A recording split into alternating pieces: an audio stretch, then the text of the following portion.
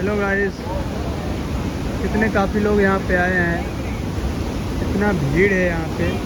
अगर कहीं ये भसक गया, कुछ हो गया तो सारे लोग मर जाएंगे भाई। सारे लोग मर जाएंगे, कोई नहीं बचेगा। इतना ख़तरनाक सीन है। मैं दिखाऊं क्या सामने से? सामने का भी तुम्हें नदी का सीन दिखाता हूँ। अपनी मौत को दांव पे लगा के मैं जा रहा हूँ वीडियो बनाने के लिए, तुम्हीं लोगों को दिखाने के लिए। देखो भाई।